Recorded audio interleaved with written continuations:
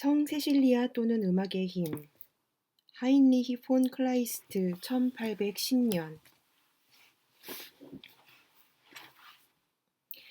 16세기 말경 성상 파괴 운동이 네덜란드를 휩쓸고 있을 때 비텐베르크 대학을 다니던 젊은 삼형제가 아헨에서 안트베르펜의 부목사로 있는 형제를 만났다.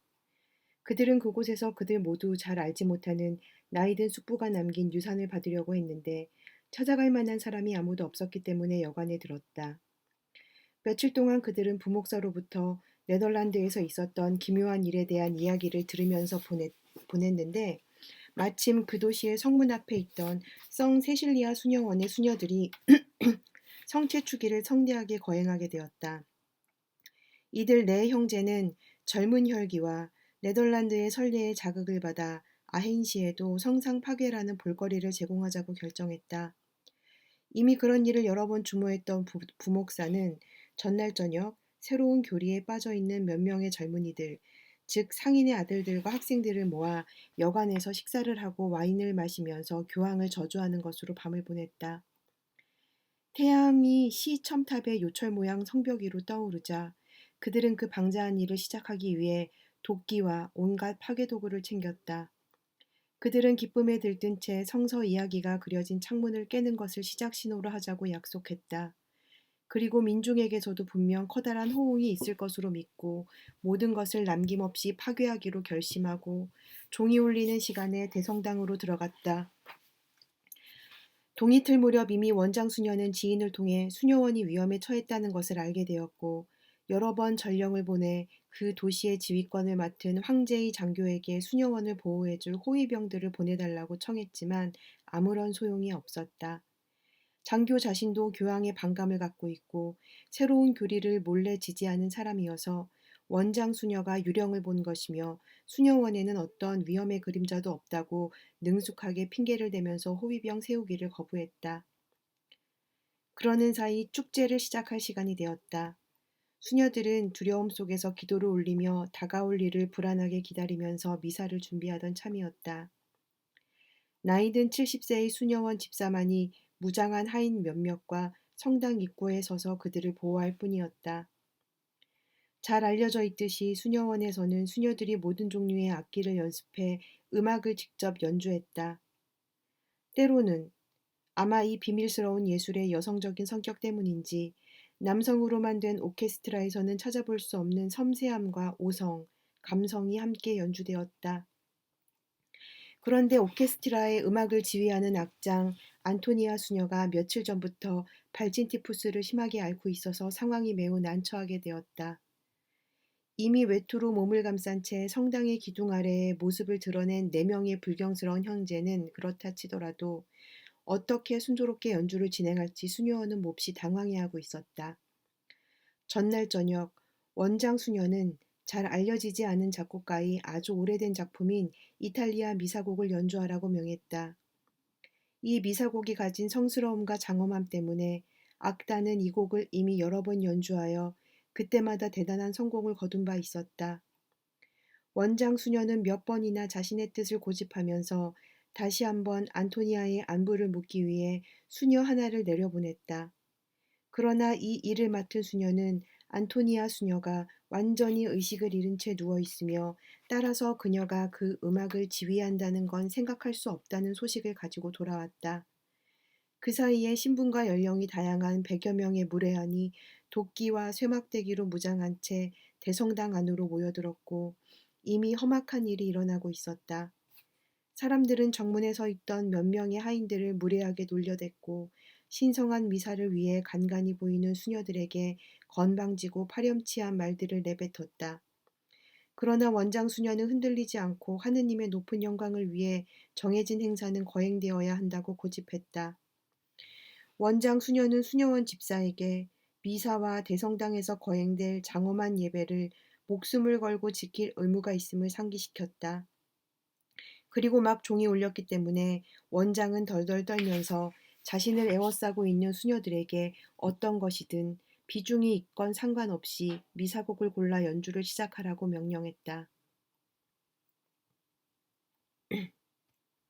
수녀들이 막 오르간이 있는 제단 위로 올라가였을 때였다. 자주 받았던 작품의 악보들이 나누어졌고 바이올린과 오보에, 베이스가 연습을 하면서 음을 맞추었다.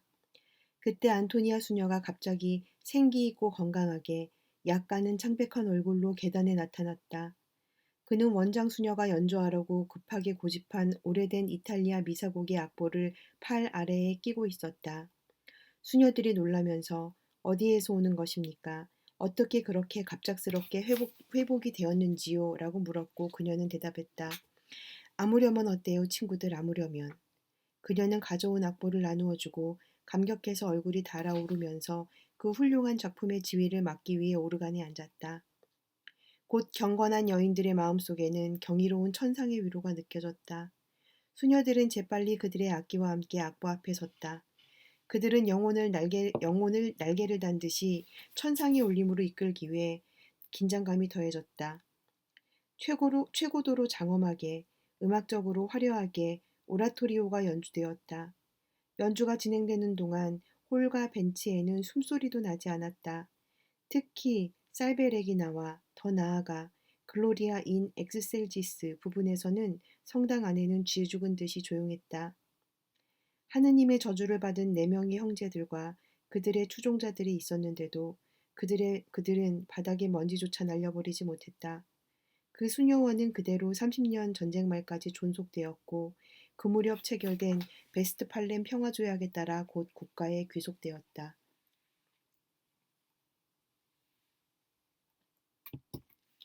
6년 후 이 사건이 완전히 잊혀졌을 때 헤이그에서 온 네 형제의 어머니는 아헨 시장에서 아들들이 실종되었다고 슬프게 말하면서 그들이 이곳에서 길을 떠나려 했던 사실을 근거로 법적 조사를 해달라고 요청했다. 고향집이 있는 네덜란드에서 들은 마지막 소식은 그 사건이 있기 전 성체 축일 전날 저녁에 부목사가 안트베르펜의 학교 선생님으로 있는 친구에게 보낸 편지였다. 촘촘하게 쓴 네 장의 편지에서 부목사는 아주 명랑하게 또는 오히려 느긋하게 성 세실리아 수녀원에 대해 자신이 계획하고 있는 것을 미리 알리고 있었다.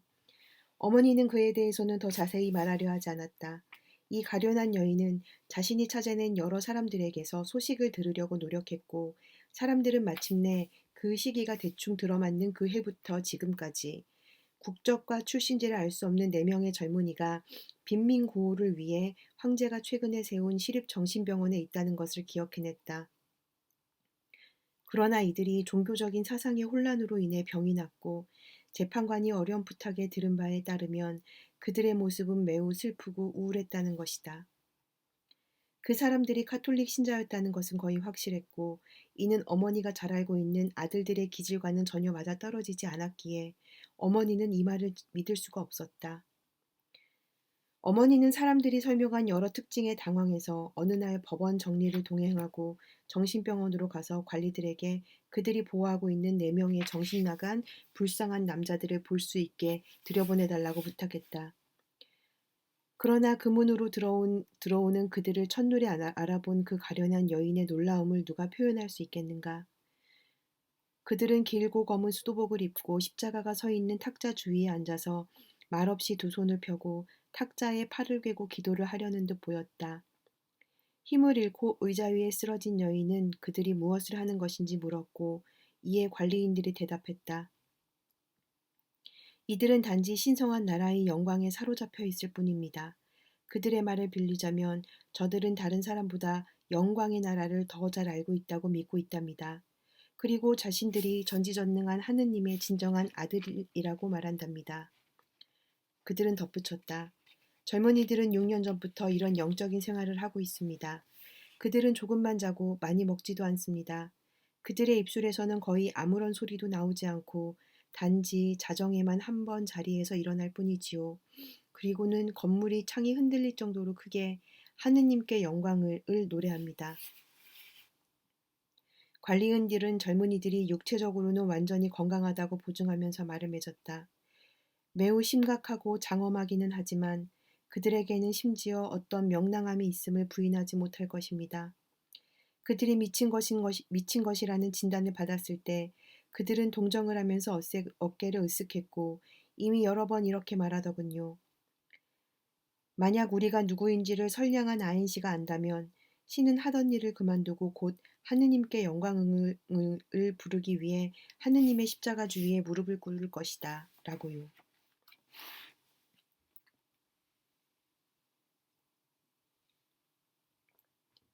이 불쌍한 아들들의 으스스한 모습을 견디지 못하고 일어선 여인은 부축을 받으며 후들거리는 다리로 다시 집으로 들어왔고, 이 끔찍한 사건의 원인을 알아보기 위해 다음 날 아침 그 도시의 유명한 직물상인 바이트 고트헬프 씨의 집에 들렀다. 부목사의 편지가 이 남자에 대해 언급했기 때문이다. 그리고 성취축일 날 성 세실리아 수녀원을 파괴하려는 계획에 그가 열심히 가담했다는 사실도 드러났다. 직물장수 마이트 고트엘프는 그동안 결혼하여 아이도 여럿 두었고 부친의 상당한 사업도 물려받았다. 그는 손님을 매우 반갑게 맞았다. 그는 자기를 찾아온 용건을 전해 듣자 문을 잠그고 부인을 앉게 한 후 다음과 같은 이야기를 들려주었다. 친애하는 부인, 저는 6년 전에 아드님들과의 관계가 있었습니다. 그러나 이 일에 대해 부인께서 법적인 조사를 하지 않으신다면 솔직하게 아무것도 숨김없이 말씀드리겠습니다. 그렇습니다. 우리는 그 편지에 언급된 일을 계획했습니다. 참으로 불경한 생각으로 그 계획을 실행하기 위해 구체적인 사항을 준비했지만 이 일은 실패로 돌아갔습니다. 저는 왜 일이 실패했는지 이해할 수 없었습니다. 하늘이 경건한 여인들의 수녀원을 신성하게 보호한 것 같습니다. 당신의 아드님들이 이미 더 중요한 일을 개시하기 전에, 즉 미사를 방해하려고 여러 가지 경박한 소동들을 감행했다는 것을 아시는지요? 도끼와 역청을 바른 횃불로 무장한 300명의 악한들이 그 당시 혼란에 빠져 있던 도시의 성벽에서 나와 대성당을 초토화시키기 위해 부목사가 내릴 신호만을 기다리고 있었습니다. 그런데 그와는 반대로 음악이 연주되자 당신의 아드님들은 갑자기 움직이면서 우리의 눈에도 띄게 모자를 벗었습니다. 그들은 점차 형용할 수 없는 깊은 감동으로 각자 고개 숙인 얼굴을 앞으로 두 손을 가져갔습니다. 잠시 동안의 소란이 지나자 부목사는 갑자기 몸을 돌리면서 우리 모두에게 무시무시한 목소리로 소리쳤습니다. 즉시 모자를 벗어라. 몇 명의 동지들이 속삭이면서 팔로 그를 밀었고 성상 파괴를 위해 약속된 신호를 내리라고 요구했습니다. 목사는 대답하지 않고 두 손을 가슴에 십자로 얹고 무릎을 꿇더니 다른 형제들과 함께 경건하게 머리를 땅바닥에 대고 중얼거리며 기도했습니다. 이 모습에 불쌍한 폭도들 무리는 내심 매우 혼란되어 우두머리를 잃고 갈팡질팡하면서 재단에서 울려 퍼지는 오라토리오가 끝날 때까지 아무것도 하지 않고 거기에 있었습니다. 그때 지휘자의 명령에 따라 여러 명이 체포되고 소란을 일으킨 몇 명의 폭도들이 호위병에게 잡혀 압송되었으며 불쌍한 무리들은 재빨리 밀려드는 사람들의 보호 아래 교회를 나올 수밖에 없었습니다. 별다른 방법이 없었죠. 저녁에 저는 몇 번이나 돌아오지 않는 아드님들의 안부를 물었고 몇몇 친구들과 함께 다시 수녀원으로 가서 황제의 호위병을 도와주고 있던 문지기에게 아드님들에게 대해 물어보았습니다. 그런데 부인, 저의 놀라움을 어떻게 표현할 수 있겠습니까? 이 네 형제가 여전히 손을 펴고 마치 돌처럼 굳어 땅바닥에 가슴과 머리로 입을 맞추면서 열정에 가득 차 교회의 제단에 엎드려 있는 게 아니겠습니까?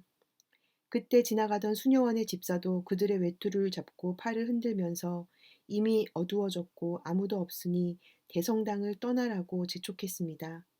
그러나 아무 소용이 없었습니다. 그들은 꿈을 꾸듯 반쯤 몸을 일으키면서도 그의 말엔 아랑곳하지 않았습니다. 집사는 하인들을 시켜 그들의 팔을 붙잡고 그들을 정문 밖으로 데리고 나갔습니다. 그곳에서 그들은 가슴이 찢어질 듯 흐느끼면서 햇볕으로 화려하게 광채를 발하는 대성당을 자꾸 뒤돌아보면서 마침내 우리 뒤에 서서 우리를 따라 도시로 왔습니다. 친구들과 저는 돌아오는 길에 그들에게 도대체 어떤 끔찍한 일이 당신들의 내면을 그렇게 바꾸어 놓았느냐고 여러 번 상냥하고 다정하게 물었습니다. 그들은 우리를 다정하게 쳐다보면서 손을 잡고 생각에 가득 차 바닥을 내려다보면서 때때로 눈물을 닦았습니다. 아, 그 표정은 아직도 제 가슴을 찢어 놓는답니다. 이윽고 숙소에 도착했을 때 그들은 떡갈나무 가지로 독창적이고 정교한 십자가를 만들고는 그것을 밀랍으로 만든 작은 언덕에 꽂아 방 한가운데 있는 커다란 탁자 위에 하녀가 가지고 온 2개의 초 사이에 놓았습니다. 시간이 지나자 차츰 친구들이 모여들어 서로 손을 맞잡고 한쪽에서는 그들의 유령 같은 충동을 말없이 조용히 쳐다보았지요. 마치 그들의 정신이 모든 다른 것에는 닫혀 있는 듯이 그들은 탁자 주위에 앉아서 두 손을 펴고 조용히 기도를 하기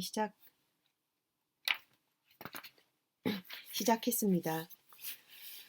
동료들을 대접하기 위해 아침에 주문했던 대로 하녀가 음식을 가지고 왔지만 전혀 들지 않았고 밤이 되자 그들을 위해 옆방에 마련된 잠자리도 원하지 않았습니다.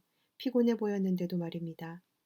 친구들은 여관 주인을 화나게 하지 않으려고 한쪽 구석에 넉넉하게 차려진 탁자에 앉아서 여러 사람들을 위해 마련된 음식들을 씁쓸한 눈물에 소금기로 적시면서 먹을 수밖에 없었습니다. 갑자기 자정을 알리는 종이 울렸습니다. 당신의 내 아드님은 한순간 둔탁한 종소리에 귀를 기울이더니 갑자기 똑같은 동작으로 일어섰습니다. 우리는 냅킨을 내려놓고 이런 기묘하고 이상한 행동이 어떤 결과를 가져올지 불안해하면서 그들을 건너다 보았습니다. 그들은 끔찍하고 엄청난 목소리로 하느님께 영광을 부르기 시작했습니다. 만약 그들이 얼어붙은 한겨울의 허공을 향해 울부짖었다면 사자와 늑대도 이를 들었을 것입니다. 집의 기둥이 흔들렸고 이것은 정말입니다. 그들의 허파에서부터 올려나온 호흡에 마주쳐서 창문도 덜컥거리면서 부서질 듯 했습니다. 마치 무거운 모래를 한 줌 가득 창문에 던지듯 했습니다. 이런 무시무시한 모습에 우리는 정신이 나가서 머리칼이 쭈뼛 섰습니다. 우리는 외투와 모자도 그대로 두고 근방의 길거리로 흩어졌습니다. 그곳에는 곧 우리 대신 잠이 깬 100명이 넘는 사람들로 가득 찼습니다. 사람들은 으스스스한 성난 울부짖음이 어디서 오는 것인지를 찾기 위해 여관문을 박차고 홀의 계단으로 몰려들었습니다. 그 울부짖음은 불길로 가득 찬 지옥의 심연으로부터 마치 영원히 저주받은 죄인들의 입술에서 애통하게 하느님의 은총을 갈구하듯 울려 퍼졌습니다. 그들은 주인의 성난 소리와 그들을 둘러싼 사람들의 웅성거리는 외침도 듣지 않았고 마침내 한시를 알리는 종소리와 함께 입을 다물었습니다. 그들은 턱과 가슴으로 흘러내리던 커다란 땀방울을 수건으로 닦았습니다. 그리고 외투를 펴서 그 고통스러운 일로부터 1시간이라도 쉬기 위해 바닥의 널빤지 위에 누웠습니다. 주인은 이들을 내버려 두었고 그들이 잠든 것을 보고 곧 그들 위에 십자가를 걸었습니다. 그리고 이제는 이 불행이 해결되었다고 기뻐했고 아침에는 이들이 나을 것이라고 확신하면서 그곳에서 웅성거리는 사람들에게 그 방에서 나가라고 했습니다. 그런데 첫 번째 닭 울음소리와 함께 그 불쌍한 형제들은 다시 일어나서 탁자 위에 있는 십자가를 마주보고 황량하고 괴기스러운 수도원 생활을 다시 시작했습니다. 그들은 단지 지쳐서 잠시 동안 그 생활을 중지했던 것입니다. 그들은 그 불쌍한 모습에 이미 마음이 녹아버린 주인에게서 어떤 경고도 도움도 받으려 하지 않았습니다. 그들은 주인에게 규칙적으로 매일 아침 그 집에 모여드는 친구들을 친절하게 물려달라고 부탁했습니다. 그리고 주인에게서 물과 빵, 그리고 밤을 지내기 위한 건초 외에는 아무것도 요구하지 않았습니다. 그래서 다른 때였다면 그들의 흥청거림 덕분에 많은 돈을 벌었을 그 주인은 모든 일을 법정에 알려 사악한 정신이 그들을 지배하고 있으니 이 네 사람을 자신의 집에 더 데려가 달라고 청할 수밖에 없었습니다. 이에 형제들은 시장의 명령에 따라 의사의 진찰을 받았고 부인도 알다시피 정신병 진단을 받아 정신병원으로 옮겨진 것입니다. 이 병원은 지난번에 돌아가신 황제의 자비심으로 이런 유형의 사람들을 보살피기 위해 시의 성벽 안에 세워졌습니다. 직물장수 마이트 고트엘프는 이것 말고도 여러 가지 이야기를 했지만 사건의 내적인 연관성을 위해 이미 충분히 이야기되었다고 생각되므로 이는 생략하기로 하겠다. 그는 부인에게 만약 이 사건에 대해 다시 한번 법정의 조사가 진행되더라도 자신은 절대로 연관시키지 말아달라고 부탁했다.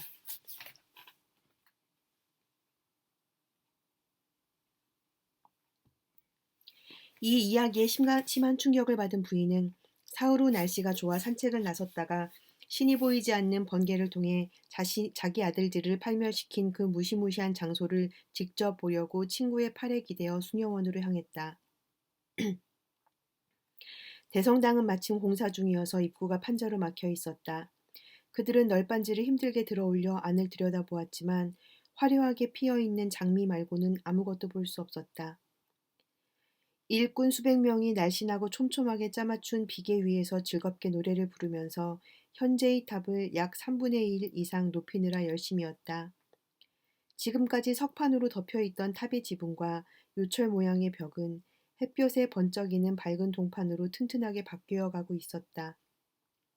그때 가장자리에는 황금빛을 띤 어둡고 검은 폭풍우가 일어났다. 이미 아행 근방에는 천둥이 쳤고 약한 번개가 대성당이 서 있는 방향으로 몇 번 번뜩인 후에 연기처럼 풀어지면서 동쪽으로 사라져갔다. 여인들은 멀리 떨어진 수녀원 건물 계단에서 여러 상념에 잠겨 이 볼거리를 지켜보고 있었다. 이때 지나가던 수녀 하나가 우연히 정문에 서 있는 여인이 누구인지를 듣게 되었다. 원장 수녀는 이 부인이 지니고 있는 성체축일과 관련된 편지 이야기를 들은 적이 있는 터라 네덜란드에서 온 부인을 찾아 모시고 오도록 했다. 네덜란드 여인은 한순간 당황했지만 매우 공손하게 그 명을 받았다. 수녀의 안내를 받아 친구가 옆방으로 가는 사이 사람들은 계단을 올라 손님을 위해 다락방의 날개문을 열어주었다. 왕가의 기품을 지닌 귀부인 같은 원장 수녀가 용의 발톱 문양이 있는 발판에 발을 올리고 앉아있는 모습이 보였다. 원장 수녀 옆 악보대에는 악보가 놓여 있었다. 원장 수녀는 손님에게 앉으라고 말한 후 이미 시장에게서 부인이 시에 도착했다는 소식을 들었다고 말했다. 그리고 친절하게 그녀의 불행한 아들들의 안부를 묻고 이제는 돌이킬 수 없는 아들들의 운명에 대해 가능하면 마음을 굳게 먹으라고 용기를 북돋아 주었다. 원장 수녀는 곧 부목사가 안트베르펜의 교사로 있는 친구에게 보낸 편지를 보고 싶다고 말했다. 여인은 이것이 어떤 결과를 가져올지 예견할 만큼 연륜이 있었으므로 순간 이 말에 당황했다. 그러나 원장 수녀의 위험 있는 얼굴이 믿음을 주었고 그 내용을 공개적으로 사용할 의도가 없어 보였으므로 잠시 생각을 해본 후 편지를 가슴에서 꺼내 제후 같은 원장 수녀의 손에 뜨거운 입맞춤을 하면서 건네주었다. 원장 수녀가 이 편지를 읽는 동안 부인은 편안하게 악보대 위에 펼쳐져 있는 악보에 눈길을 던졌다. 그리고 무시무시한 그날 자신의 불쌍한 아들들의 정신을 무너뜨리고 혼란스럽게 만든 것이 아마 음악의 힘이었을 거라는 직물장수의 말을 떠올리고는 의자 위에 서 있던 수녀 쪽으로 몸을 돌리면서 수줍게 물었다. 혹시 이것이 6년 전에 그 이상한 성체축일에 대성당에서 연주된 그 작품입니까? 젊은 수녀는 네, 그런 말을 들은 기억이 납니다. 그 이후로 이 악보는 사용하지 않을 때면 대개 원장 수녀님 방에 있지요. 라고 대답했다. 부인은 이 말을 듣고는 만감이 교차되어 악보대 앞에 섰다. 그녀는 어마어마한 영감이 은밀하게 사람들을 전염시킨 것으로 보이는 미지의 마술적인 기호들을 살펴보았고 바로 하느님께 영광을 이 있는 부분을 보고는 땅속으로 꺼지는 듯한 느낌을 받았다. 마치 자신의 아들들을 미치게 한 음악의 모든 전율이 자신 머리 위로 뭉게뭉게 몰려오는 것 같았다. 그녀는 그것을 보는 것만으로도 정신을 잃을 것 같았다. 그녀는 하느님의 전지전능함에 대한 끝없는 겸허함과 복종으로 재빨리 그 악보에 입을 맞추고는 다시 의자에 앉았다. 그동안 원장 수녀는 편지를 다 읽고 접으면서 말했다. 경이로운 그날 하느님께서는 이 수녀원을 심하게 정신이 나간 당신의 아들들로부터 직접 보호하셨습니다. 하느님이 어떤 방법을 사용하셨는지 개신교인 부인에게는 아무런 상관이 없겠지요. 제가 말씀드리는 것도 이해하기 힘드실 것입니다. 성상 파괴가 임박해진 그 끔찍한 시간에 부인도 보셨겠지만 저기 펼쳐져 있는 작품을 평온하게 오르간에 앉아서 지휘한 사람이 누구인지 아무도 모른다는 것을 이해하시겠습니까? 이 작품을 지휘할 수 있는 유일한 수녀 안토니아는 이 곡이 연주되는 동안 심하게 아파 정신을 잃었고 더구나 수족을 추스르지 못해 자기 방에 누워 있다는 것이 증명되었습니다. 이것은 다음날 아침 수녀원 집사와 다른 여러 사람들의 입회하에 기록되었고 문서로 보관되어 있습니다. 안토니아 수녀의 친척 수녀 하나가 그녀를 돌보라는 지시를 받고 오전 내내 대성당 안에서 성체축일이 거행되는 동안 안토니아 수녀의 침대에서 떨어지지 않았다고 합니다. 네, 그렇습니다.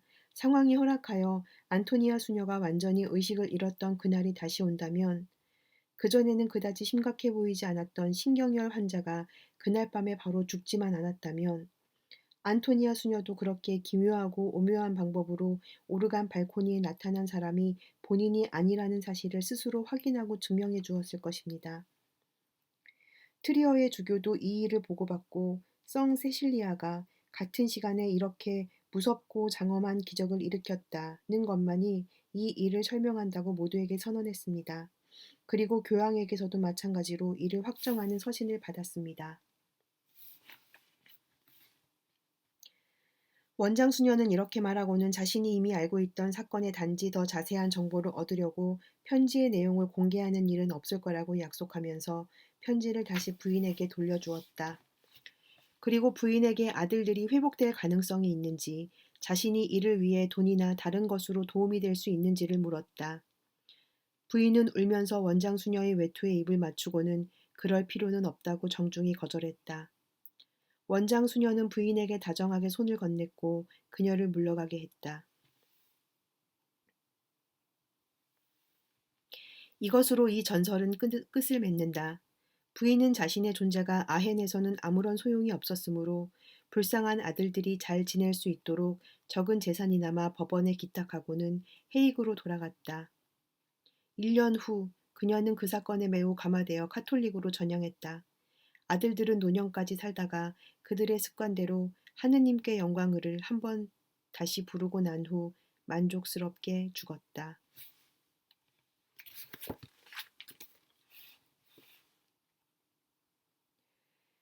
책세상문고 세계문학 24편 버려진 아이 외 하인리히 폰 클라이스트 진일상 옮김 책세상 수록